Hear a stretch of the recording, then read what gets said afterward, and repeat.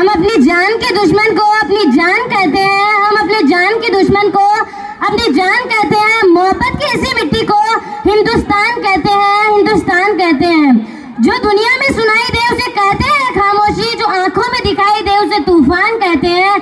जो ये दीवार का सुराख है साहब, जो दीवार का ये सुराख है, चाइना अमेरिका पाकिस्तानी जो ये साजिशें हैं, मगर हम इसे अपने घर का रोशनदान कहते हैं, रोशनदान कहते हैं। परम सम्मानीय आज के स्वतंत्रता दिवस समारोह के मुख्य अतिथि महोदय, विशेष अतिथि महोदय, अध्यक्ष महोदय व सभी गुरुजनों, ग्राम से पधारे हुए गणमान्य नागरिकों, भाइयों और बहनों, मैं आज इस समारोह पर राष्ट्र प्रेम व देश के सम्मान के उपलक्ष्य में अपने विचार आपके साथ साझा करना चाहूंगी, तो कृपया ध्यान से सुने।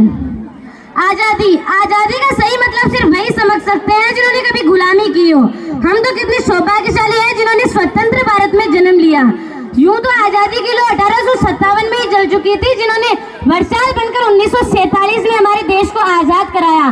प्राचीन, मध्यकालीन और आधुनिक भारत के उदाहरणों से मैं स्पष्ट करना चाहूंगी कि जब हमारा देश फिरंगियों के घेरे में था, तो रंग दे बसंती चोला की एक आवाज पर लोगों के टोले उमड़ाते थे। उनके वंदे मातरम के नारों से लोगों के खून में आने वाला 5-5 डिग्री का उबाल अंग्रेजी शासकों की जड़ों में तूफान ला देता था। तब लोग मर जाते थे, मिट जाते थे, फांसी चढ़ जाते थे। तब वो अपनी देशभक्ति साबित कर रहे होते थे, क्योंकि वे उस दौर की देशभक्ति की कसौटी थी।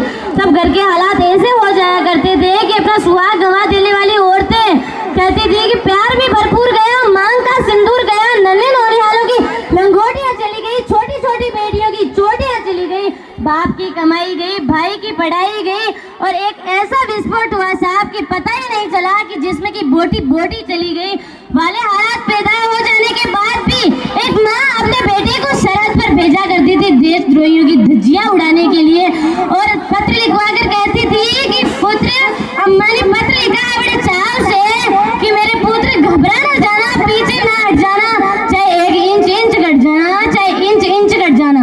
इस प्रकार पूरा परिवार अपनी देशभक्ति साबित कर रहा होता था। तब देश बलिदान मांगता था, तब देश लड़ जाने को कहता था, तब देश मर जाने को, मिट जाने को कहता था। किंतु आज देश ना बलिदान मांगता है, ना लड़ जाने को, मिट जाने को नहीं कहता। मैं मानती हूँ कि अगर कोई व्यक्ति अपने काम को पूरी ईमानदारी, लगन और मेहनत से करे तो वही सच्चा देशभक्त है। अगर आप कहेंगे कि व्हाट्सएप और फेसबुक की डीपी को 3 रंगों में रंगना ही देशभक्ति है, तो यदि आप कहेंगे कि इस वर्ष में 2 बार तिरंगा हाथ में लेना ही देशभक्ति है, तो मैं पूछना चाहूंगी कि फुटपाथ पर वो बच्चा जो ट्रैफिक की छांव में नंगे पांव में तिरंगा बेचता है, क्या उसे देशभक्ति कहेंगे? नहीं साहब, उसकी देशभक्ति नहीं, उसके पेट की भूख की शक्ति है जो उसे ऐसा करने पर मजबूर कर देती है। इस प्रकार परिवार अपने समाज में देश के प्रति समर्पण का भाव है देशभक्ति। देशद्रोहियों के जीवन में आने वाला तूफान है देशभक्ति, ताकि हर देशद्रोही ये समझ सके कि अगर तू परिंदा है तो ये आसमान तेरा है, अगर तू दरिंदा है तो ये शमशान तेरा है। भाईचारे से जीना है तो जी इस जमीन पर, वरना ये कब्र भी तेरी और कब्रिस्तान भी तेरा है। लेकिन आज की स्थिति ये हो गई है कि देशद्रोही से ज्यादा देशभक्ति तब आयत होती है जब एक बेटा अपने बूढ़े माँ बाप को वृद्धाश्रम की चौखट पर छोड़ आता है। सबसे ज्यादा देशभक्ति तब कर्रा उठती है जब लोग एक मुसीबत में फंसे लोग की रक्षा करने के बजाय उसके साथ सेल्फी लेकर अपने लाइक्स बढ़ा रहे होते हैं। जो युवा जिनके ऊपर देश के, समाज के, परिवार की आशाओं को बांधे रखने की शक्ति है, वो युवा आज 4x4 की स्क्रीन पर अपनी कोमल अंगुलियों के घर्षण मात्र से अपने पाँव के इमोजी भेज रहे हैं। हम एक ऐसे समाज में जीते हैं जहाँ लड़कों से बात करते देख जो भाई हड़काते हैं, जहाँ लड़कों से बात करते देख जो भाई हड़काते हैं, वही भाई मजे से लड़कियों के किस्से घर में हंस हंस कर सुनाते हैं, वही भाई लड़कियों के किस्से घर में हंस हंस कर सुनाते हैं। मैं कहना चाहूंगी कि हमारा देश आज भी महिला सुरक्षा के मामले में 4थे नंबर पर है, कि हमारा देश आज भी महिला सुरक्षा के मामले में 4थे नंबर पर है। यही हमारा राष्ट्र प्रेम, यही हमारी देशभक्ति।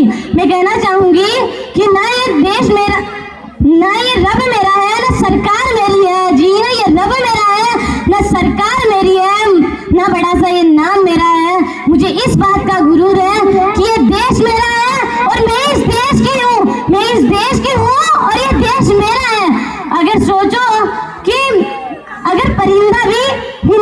मुसलमान हो जाए, अगर पेड़ पौधे और शाखाएं भी परेशान हो जाए, अगर पेड़ पौधे की शाखाएं भी परेशान हो जाए, अगर परिंदा भी हिंदू और मुसलमान हो जाए, जरा याद करो कि हमारे देश में एक शिक्षा की जो ये फालतू बातें हैं कि शिक्षा ऐसे है, तो हमारा देश जिसने नालंदा से लेकर विश्वविद्यालयों की पूरे विश्व में बुनियाद रखी थी, वही विश्व में हमारा एक भी विश्वविद्यालय खड़ा नहीं है। वही हमारा इस विश्व में एक भी विश्वविद्यालय खड़ा नहीं। मैं अपने शब्दों को यही विराम देना चाहूंगी। धन्यवाद।